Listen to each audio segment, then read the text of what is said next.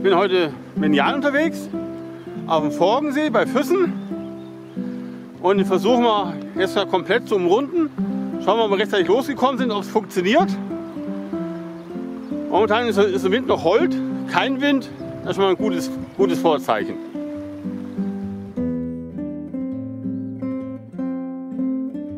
Und der Start erfolgt vom Illersbergsee aus.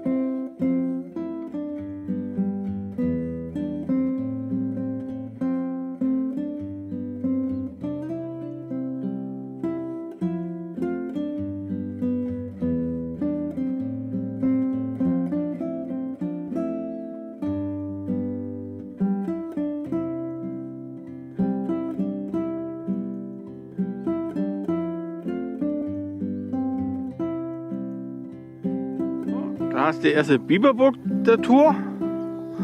Aber ich schätze mal, den Rekord von der Altmühl werden wir nicht brechen. Wie viel waren es? Ich glaube 18 Stück waren es. Ein schönes Nahrungsfloß da vorne dran.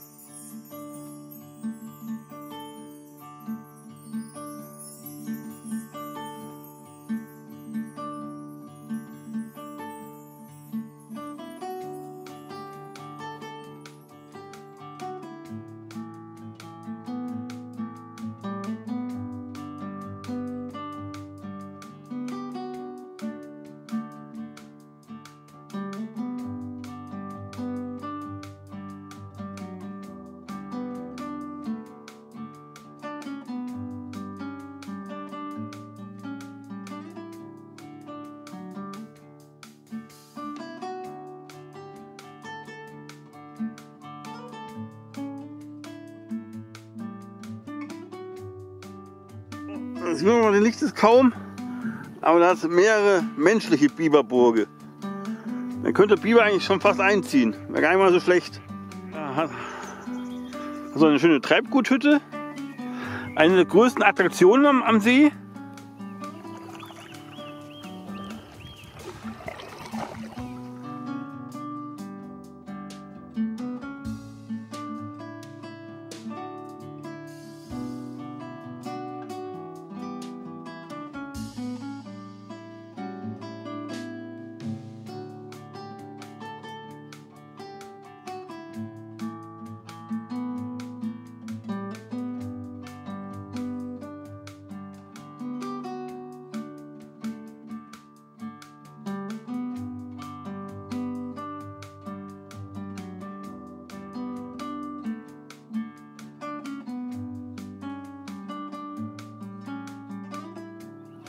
Also kleine Brotzeitoasen.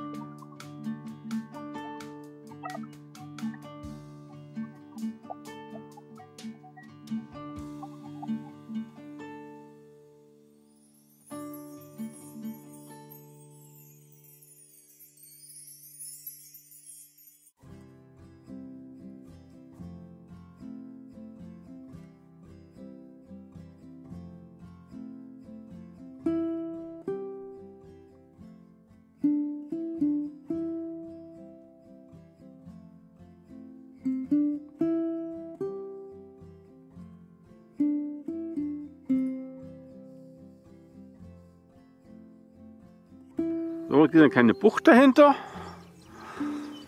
Schauen wir mal, weil wir da reinkommen bei dem etwas niedrigeren Wasserstand.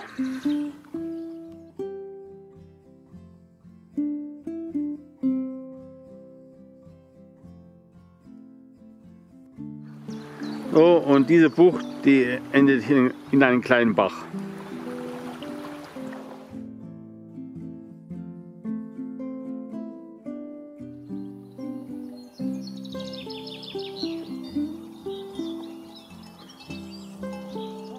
Hier haben wir das nächste Strandguthaus. Das ist ein bisschen größer. Sozusagen das Schloss.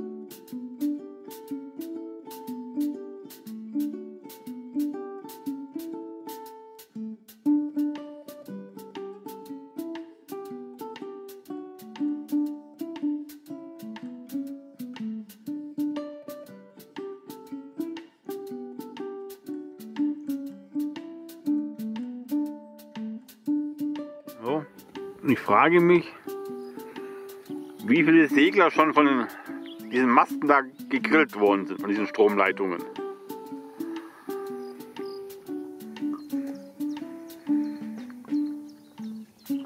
Hier ist das Ende der Bucht.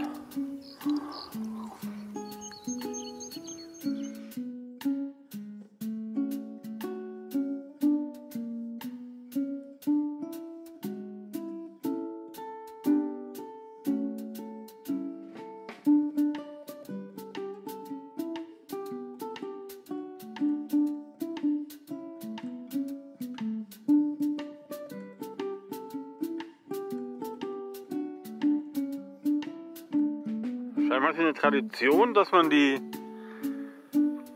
Weihnachtsbäume hier ablädt.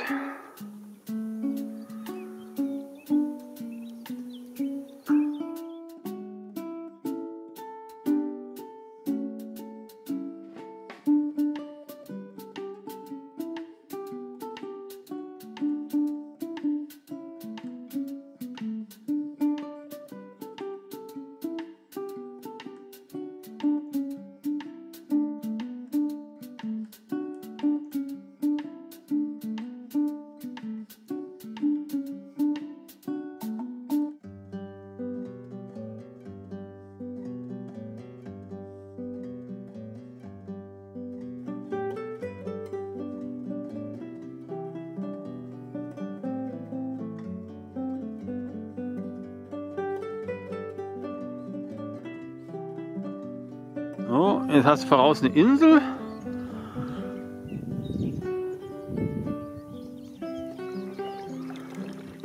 Und da ist noch eine ganz flache. Die ist normalerweise unter Wasser.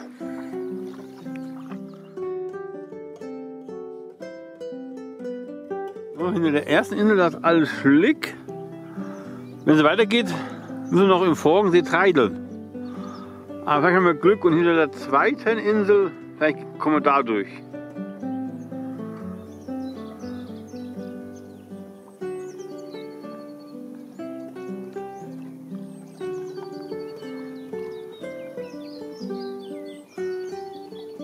Vorne ist hier eine kleine Insel.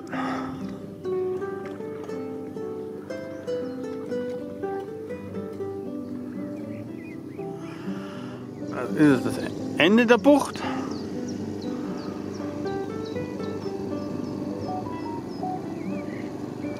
Jetzt ernst, jetzt wird's ernst. Ich glaube, wir müssen raustreideln. Jetzt geht nichts mehr. So. Aber jetzt haben wir die schöne Gebirgskulisse im Rücken.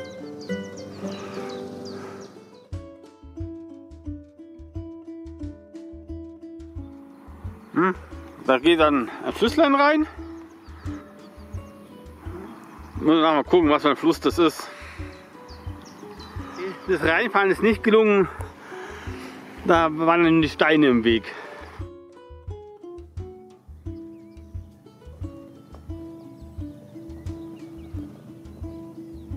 Wollen wir jetzt wieder spannend? Kommen wir da zwischen Insel und Festland durch oder bleiben wir stecken? Ja, es ist tief genug. Wir sind durch die Passage durchgekommen.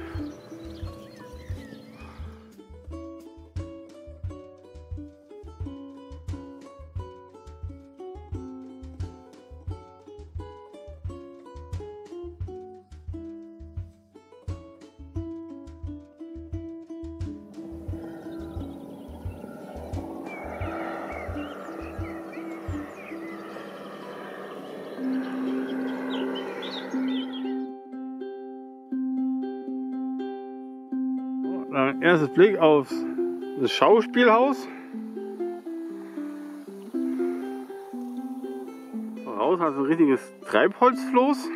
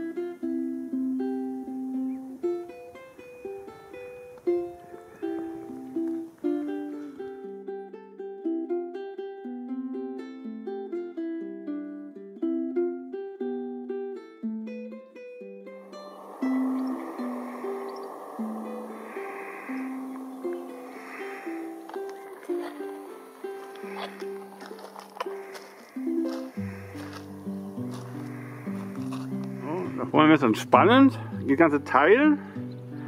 Eine Frage, ob man dann am Ende vom linken Arm in den rechten wechseln kann oder ob es zu flach ist. Schauen wir mal, was passiert.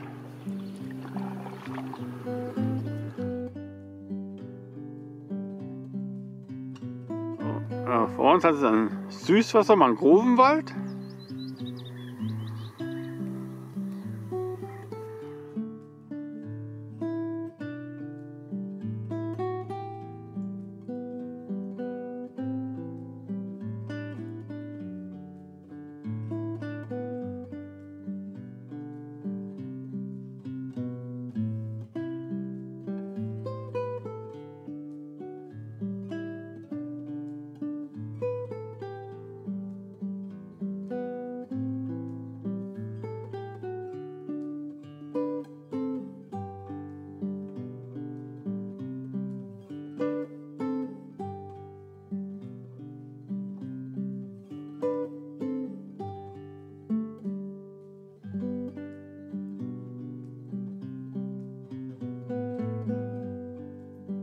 Hier ist das Ende von der Bucht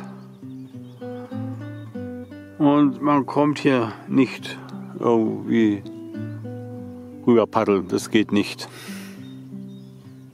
Das heißt wieder zurück paddeln Dann schauen wir mal, wie weit hoch wir in den Lech reinkommen. Oh, Benno hat hier einen Durchgang rüber. Jetzt bin ich mal ganz optimistisch und gehe es probieren. Schauen wir mal. So, wir haben Glück gehabt. Wir kommen in den Lech. Es ist tief genug.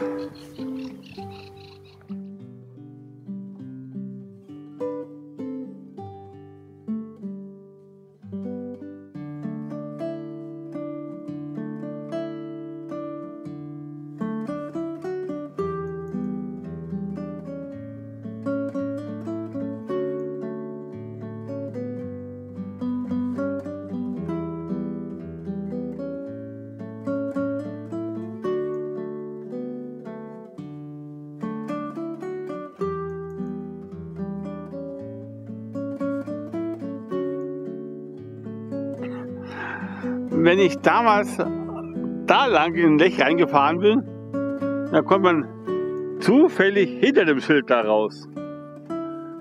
Da habe ich diese Sperrung natürlich gar nicht gesehen. Jetzt wird spannend, ob wir so durchommeln können. Jetzt wird spannend. Kommen wir durch. Okay. Der Jan ist durch, da bin ich optimistisch, dass ihr auch durchkommt.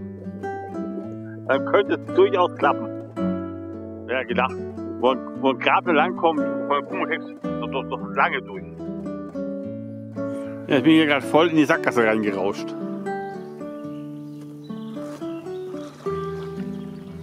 Ab gestern haben wir die schöne Bergkulisse im Rücken.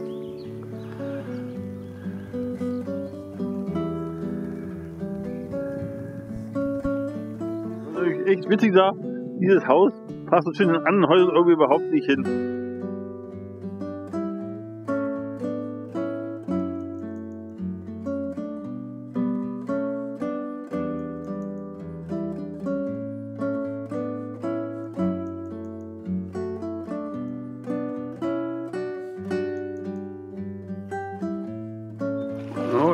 Das berühmte Schauspielhaus von Füssen, wo man ursprünglich gedacht hat, König Ludwig reicht.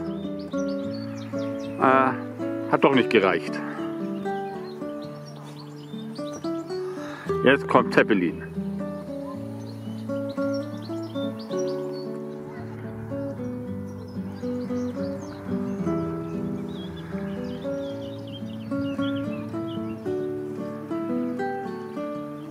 Ja, ohne Wolken wird das Ganze richtig langweilig. Aber so.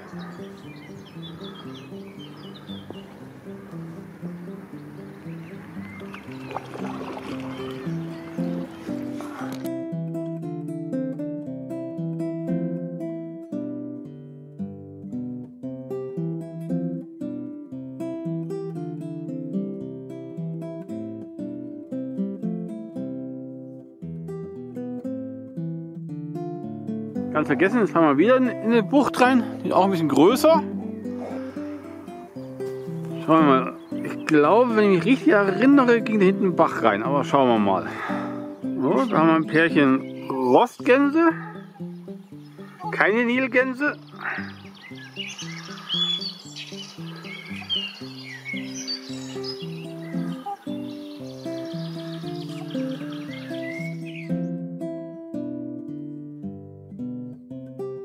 Jetzt bin ich mal gespannt, wie weit hoch wir da kommen. Und wir da die Brücke durchbrechen können. Autsch, schaut schlecht aus. So, weiter geht's nicht. Und wenn, wäre spätestens da Schluss.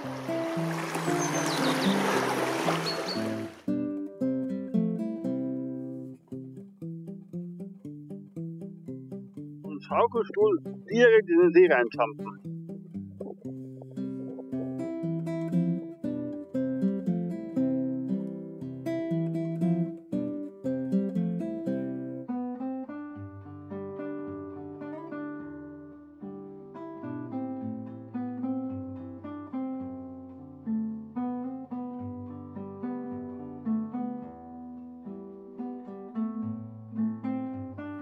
eigentlich schon relativ Spaß jetzt dahinter paddeln, weil ein Stand-Up-Paddler darf da nicht durchfahren. Aber ich als normaler Paddler eindeutig schon. So eine Hafenanlage, gut geschützt gegen Wellen.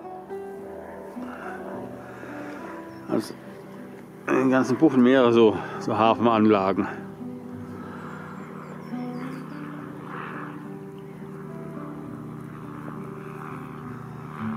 Ja, da ist eine Regenwahrscheinlichkeit drin.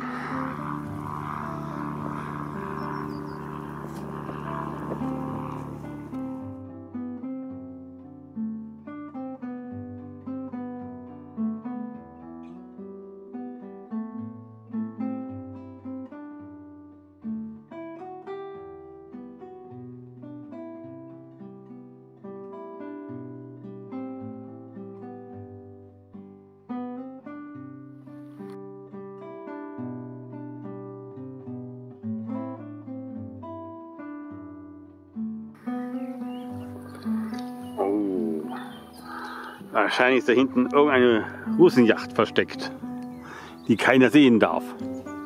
Das ist ja sehr verdächtig.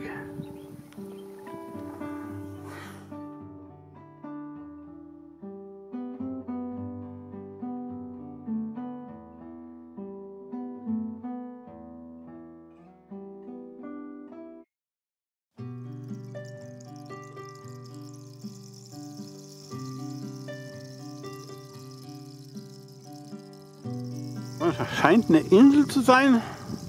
Oh, es sind mehrere Inseln drin. Schauen wir mal. So dann die potenziellen Überflutungsflächen, wenn es höher geht.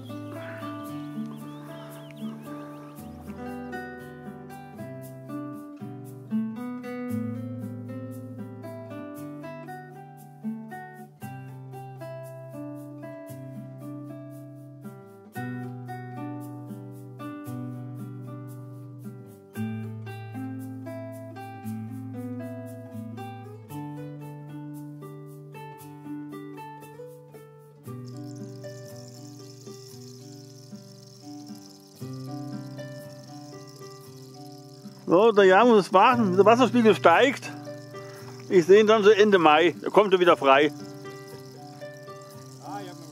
Hier ist die Lagune vom Forgensee.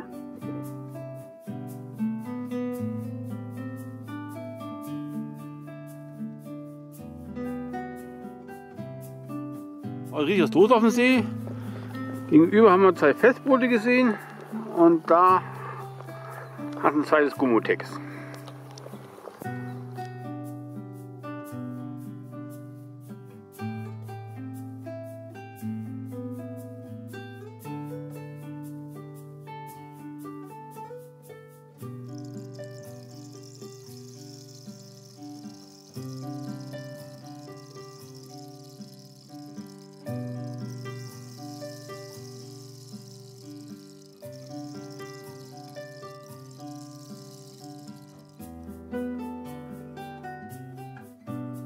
Pause beendet und jetzt kommt ein bisschen Wind auf.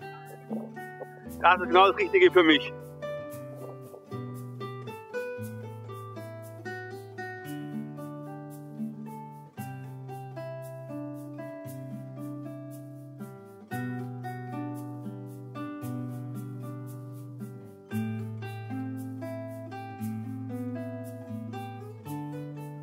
Nach den 2 Strandguthäusern die zweite Berühmtheit vom Forgensee, der Leuchtturm namens Hachgut.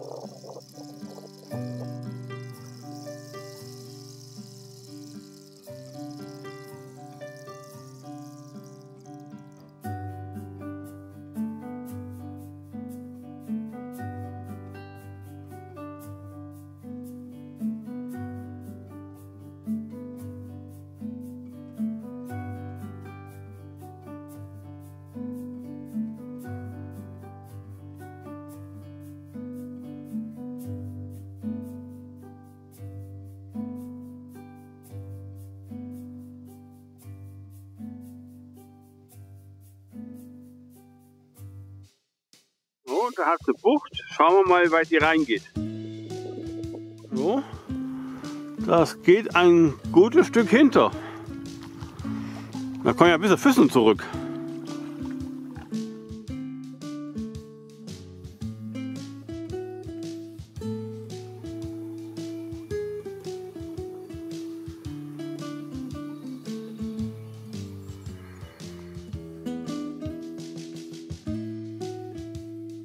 Es hat so noch glatt ein leichter Regen erwischt.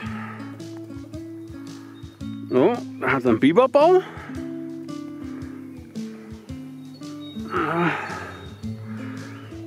Bin gespannt, was so hinter der Kurve geht. So, da hat ein kleines Toilettenhäuschen. Hinter der Kurve ist dann gleich Schluss. Geht noch ein Bächlein rein, aber das ist dann eindeutig zu flach.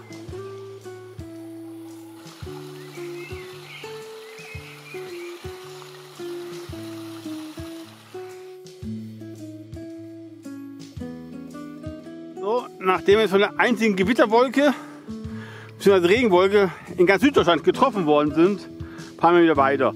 Da haben wir uns da oben, sieht man es kaum, da ist so ein Häuslein, da haben wir uns untergestellt.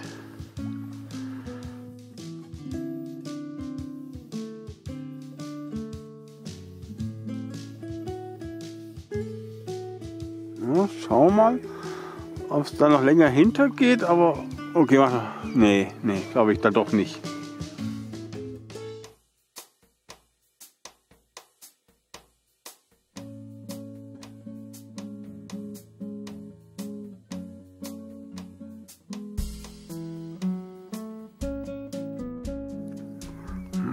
Da die Esel und da ist schon einen schönen Badetuber.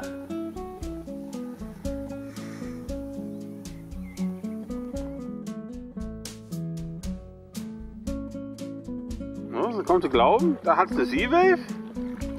Den will ich doch gleich mal besuchen. Oh, ein Haufen Gepäck drin. Sind wir am Eingang von der ehemaligen Schlucht. Eigentlich sollte hier die Staumauer stehen und da hat man einfach hinten angefangen zu bauen.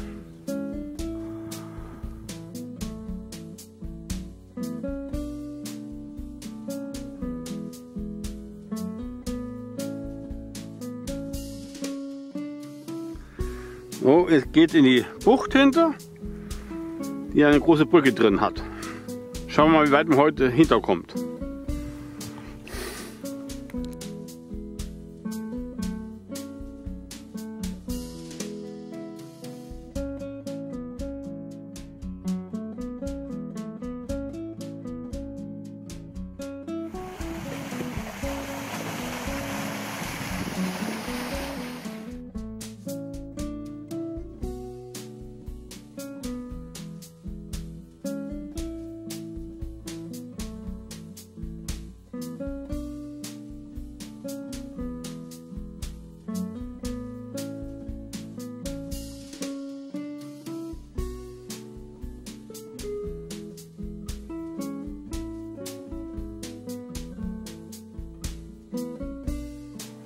So, und das ist nun das Ende von der Bucht.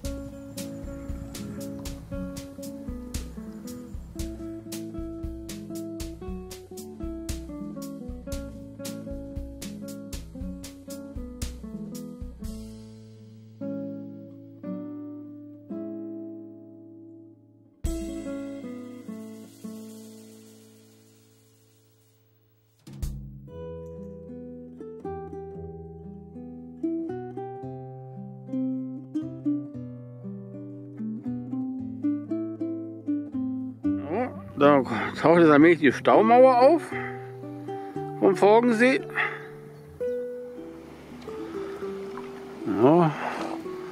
Nächste kleine Bucht.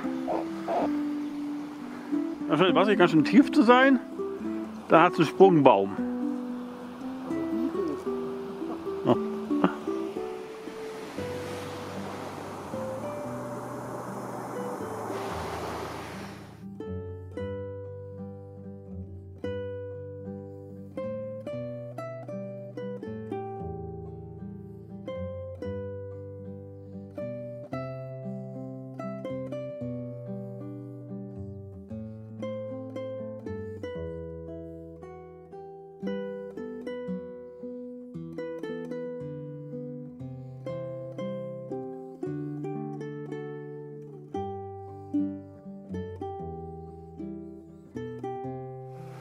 Und hier ist der Riesenwasserfall, wo mal der Ingo total enttäuscht war. Der hat gedacht, da kommt ein Niagara-Fall. Ganze Wasserfall, Kaskade.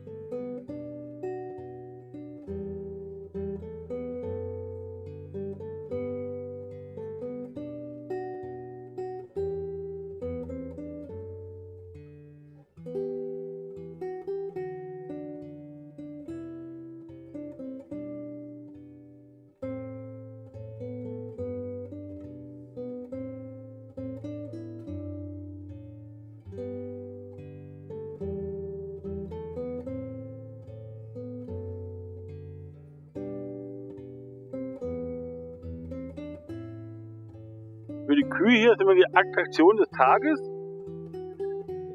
Die gehen uns verfolgen.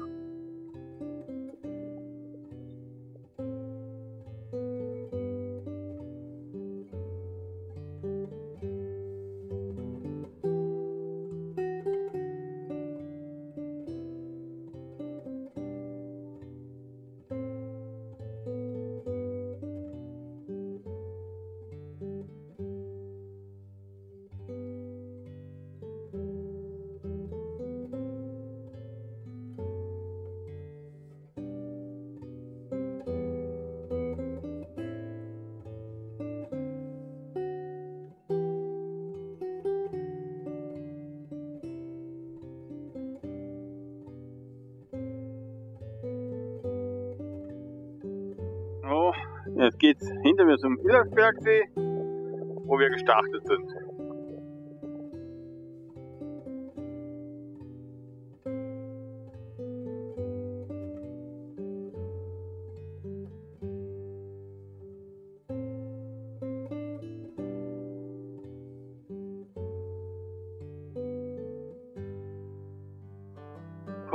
Man könnte hier eigentlich einfach rüberfahren, aber uns fehlt noch die linke Bucht vom Illersbergsee. Sonst kann ich da heute Nacht nicht schlafen. Und der Jan auch nicht. Und jetzt ist es da auslassen. Jetzt geht es erstmal ganz da hinten rein.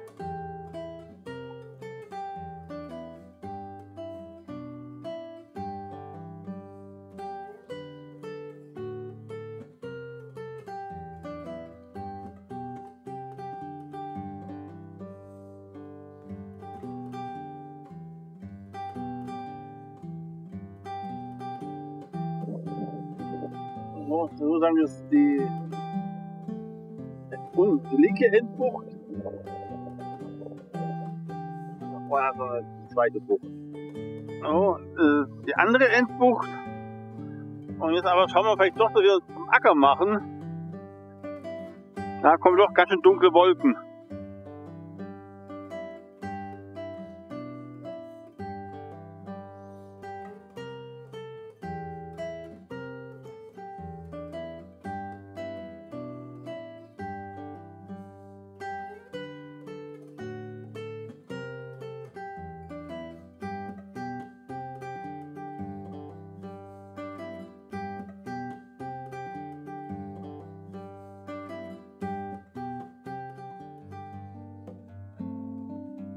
So, jetzt sind wir am Ende angelangt von der Forgensee-Umrundung. Hat geklappt.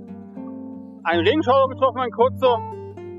Der einzige in Südbayern hat uns da erwischt. Aber uns unterstellen können. Eine schöne Tour. Die Forgensee hat schon ein super Panorama. Das muss man schon sagen. Und ein schön ruhiger See. Kein Autoverkehr, einfach herrlich.